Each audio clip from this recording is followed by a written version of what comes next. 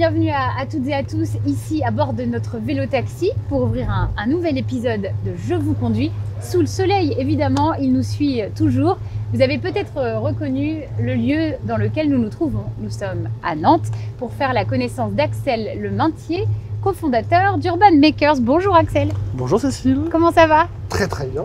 Écoute, sous ce beau soleil nantais. Ben ouais, merci de nous accorder un petit moment pour parler d'Urban Makers, une aventure créée il y a combien de temps et à plusieurs, je crois. C'est une aventure qu'on a créée il y a 12 ans exactement. Avec Antoine Motte. Donc Urban Makers, c'est une agence d'architecture. Oui. La particularité de notre association, c'est que Antoine est architecte DPLG et moi je suis ingénieur. Je ne suis pas un architecte. Oui, donc un duo assez original. Original, oui, complètement, ouais, assez atypique pour une boîte d'architecture. Et la particularité aussi, c'est qu'avec Antoine, nous sommes des amis d'enfance. Ah, voilà, ça c'est chouette. Donc on prouve qu'on peut s'associer avec un ami. Exactement, exactement. Et ça marche. La preuve, ça fait 12 ans. On a commencé tous les deux dans mon garage. Alors ça, c'est classique. Voilà. Un grand classique. Et nous voilà maintenant arrivés avec une équipe de 25 personnes. Et on est maintenant 3 associés. Parce qu'on a Bruno Trovalet, qui était notre plus vieux salarié, qui est associé maintenant depuis 3 ans. Super. Voilà. Pourquoi Urban Makers?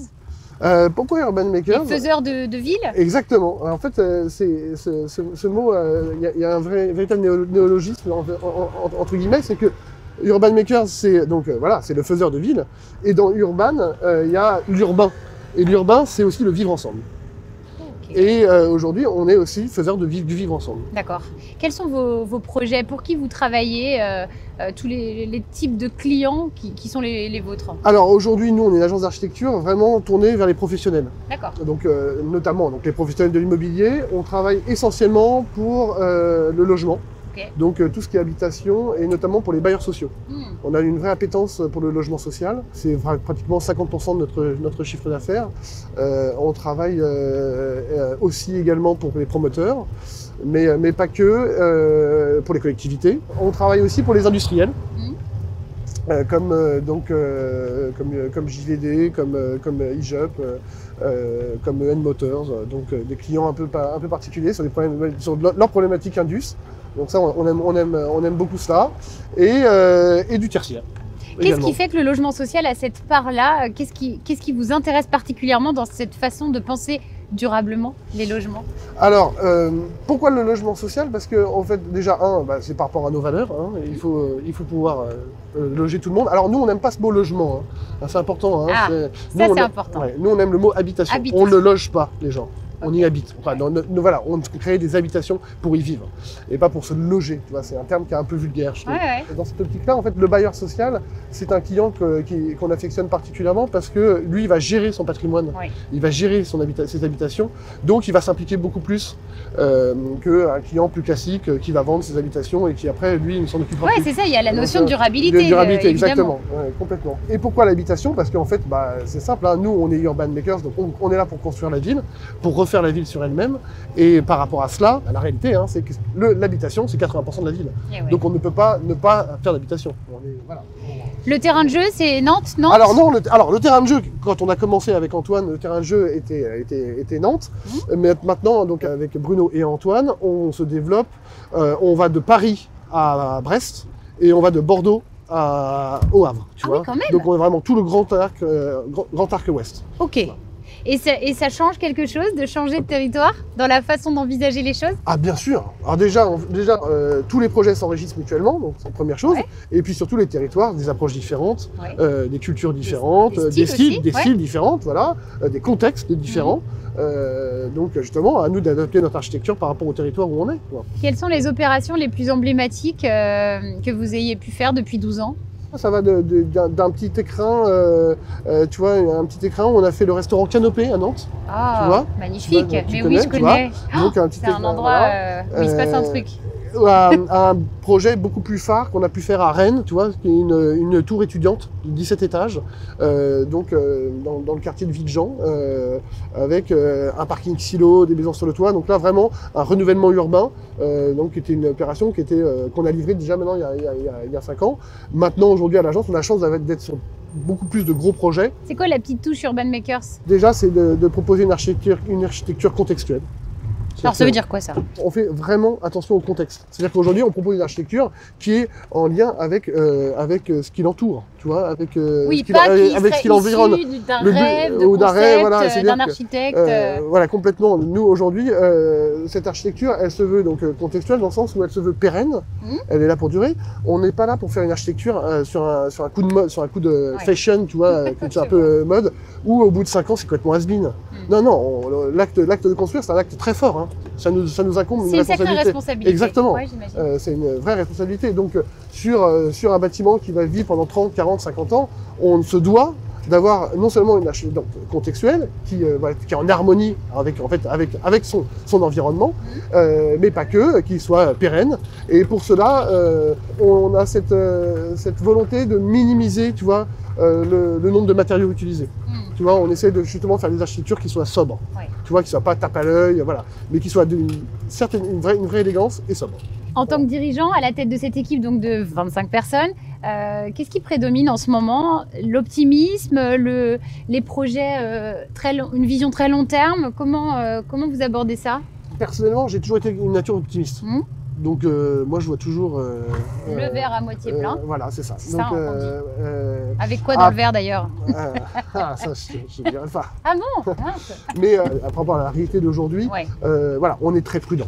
Voilà, on est très prudent dans le sens optimiste, mais prudent. Voilà, prudent. Voilà, alors prudent dans le sens de, je veux dire, aujourd'hui, on veut pas justement, comme je te disais, de prôner l'étalement urbain pour l'étalement urbain, donc aller choper des projets pour choper des projets. Non, on cherche vraiment justement à travailler sur vraiment des projets de qualité, où justement il y a une histoire à raconter. C'est aussi donc pas multiplier les clients, mais aussi trouver des partenaires avec qui on a envie de travailler. Parce que l'acte de construire, comme je te le disais, c'est certes une responsabilité énorme, mais surtout c'est quand même une aventure qui dure pendant 3, 4, 5, 6 ans maintenant. Tu vois, donc c'est vachement important pour nous de bien s'entendre avec nos partenaires. Et donc c'est aussi pour ça qu'on les choisit. Après, on est très prudent dans le sens où on connaît une crise quand même comme sans précédent, mais qui nous met en face de nos responsabilités, et ces responsabilités-là sont énormes et passionnantes, parce que l'acte de construire maintenant, justement, c'est de revenir à des solutions constructives ancestrales. Oui. C'est-à-dire qu'on se dit toujours, mais il faut réinventer les choses, etc. Mais non, regardons comment nos anciens construisaient. C'est ça. Déjà, parce qu'on a déjà beaucoup à réapprendre de nos anciens. De ce qui se faisait avant que les technologies facilitent voilà, exactement. Les choses, quoi. Et cette notion, voilà, de choisir des matériaux qui sont biosourcés, qui sont locaux. Éviter d'aller chercher voilà, à Tataouine des matières premières qu'on peut avoir localement, tu vois. Donc c'est ça un peu toute cette recherche-là. Avec un projet parisien dans les cartons? Avec un projet parisien, oui, on ouvre une agence à Paris à la fin de l'année. Ok. Et c'est donc Ehsan Farouji, un collaborateur qui souhaitait aller à Paris. Et donc on s'est dit, bah tiens, opportunité. Et bah écoute, Ehsan, part à Paris, ouvrir l'agence, et on t'accompagne. Donc voilà, donc là c'est vraiment tout frais. Là c'est vraiment une nouvelle aventure. Voilà, une nouvelle aventure qui démarre. Et ça fait un peu peur ou c'est très stimulant? Alors peur, non. Parce qu'en fait, aujourd'hui, on sait où on va. On a quand même bien bordé les choses. On ne va pas être tout feu, tout flamme. Ehsan part tout seul. Il sera en charge du développement. Aujourd'hui, la production des projets parisiens seront vraiment réalisés à Nantes, tu vois. Seront réalisés à Nantes, sachant qu'en plus de ça, l'idée aussi d'être à Paris, c'est de pouvoir mieux rayonner sur le territoire. C'est quoi, alors là on va enlever toutes les censures possibles, c'est quoi l'habitat idéal pour Axel, la maison de rêve? Je ne vais pas parler de maison, je vais parler d'habitat. D'habitat, oui, c'est pour ça que j'ai proposé les deux. En fait, la maison, c'est un produit que tout le monde rêve. C'est le rêve de tout le monde d'avoir sa maison, son jardin, son barbecue. Malheureusement, en fait, la réalité veut que dans notre écosystème et dans l'augmentation de la population mondiale, dans le fait qu'aujourd'hui, on est quand même sur des systèmes qui sont de plus en plus urbanisés, il faut qu'on arrive à créer de la densité, il faut qu'on crée... la densité souhaitable. Alors, c'est une parabole qu'on aime beaucoup, qu'on affectionne chez Urban Makers, c'est la parabole des hérissons. Ah, je connais pas, ça m'intéresse. Alors en fait, c'est des hérissons qui, une nuit d'hiver, avaient froid. Ouais. Comment ils ont fait? Eh ben quand on froide, tu te rapproches pour te réchauffer. Sauf que ce qu'ils ont en commun, ils ont trouvé quoi? Leur piquant. Ah bah donc en fait le problème c'est que s'ils se rapprochent trop, ils se piquent. Ouais. Donc en fait il faut trouver la bonne distance pour se réchauffer sans se piquer. Et cette parabole, on l'applique aujourd'hui vraiment sur nos opérations d'habitation. Ok. C'est toute cette notion de se dire comment créer des habitats qui soient confortables, où on puisse justement profiter de la chaleur de son voisin pour pouvoir éviter de surchauffer ses appartements, ses habitations, mais également avoir une vie collective qui soit agréable. Donc c'est un travail qu'on commence dès le palier, dès l'entrée d'immeuble. Tu passes le hall d'immeuble, le hall d'entrée, qu'est-ce que ça raconte, comment tu rencontres ton voisin, à la boîte aux lettres, quand tu vas chercher ton courrier, comment tu récupères ton vélo. Faut pas que ce soit l'enfer, faut pas que tu aies 15 portes pour récupérer un vélo, sinon tu prends pas ton vélo. Ah, donc il y a une vraie réflexion d'usage. D'usage, exactement. Ta poussette, comment tu récupères ta poussette pour tes enfants, etc.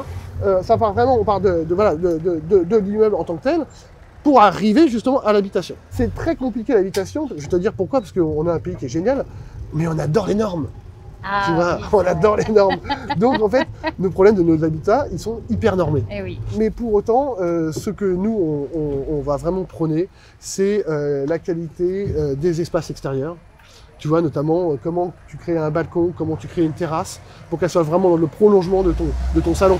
Les salons sont petits aujourd'hui parce que pour ces questions de normes, on est obligé de mettre les cuisines dedans.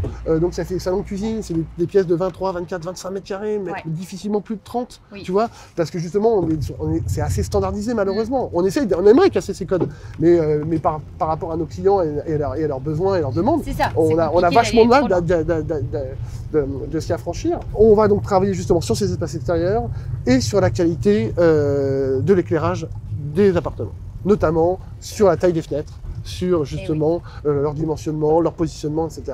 On a souvent les commerciaux qui nous disent on ne pourra jamais le vendre, il y a trop de fenêtres, les gens ne peuvent pas meubler. Non mais les gens, ce qu'ils veulent, c'est de la lumière. Ce qu'ils veulent, c'est de la lumière.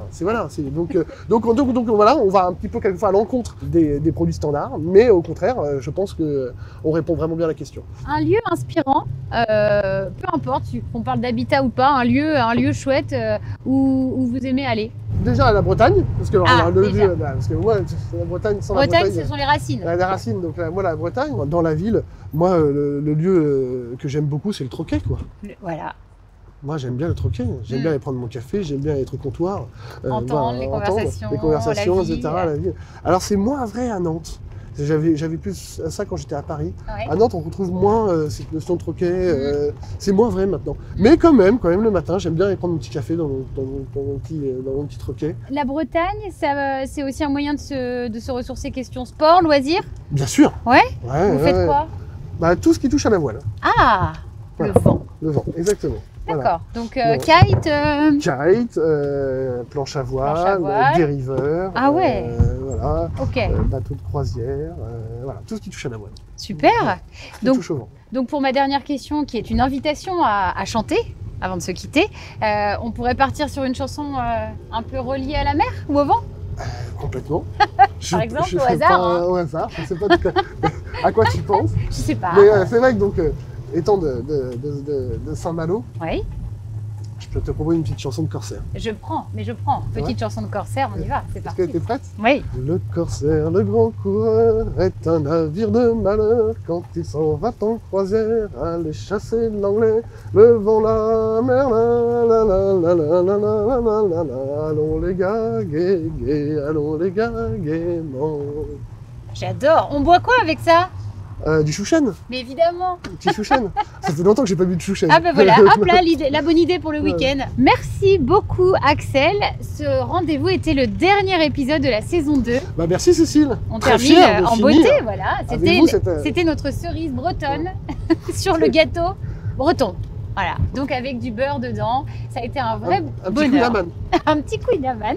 J'aime beaucoup l'image. Ça a été un vrai plaisir d'être là et de rencontrer toutes ces belles personnes. Merci à vous d'avoir été au rendez-vous. Et puis j'espère vous recroiser ici ou ailleurs. Et d'ici là, je transmets le flambeau à Jean-Charles pour la saison 3 qui démarre dès mardi prochain. À bientôt. Je vous conduis vous a été présenté par CIC Ouest.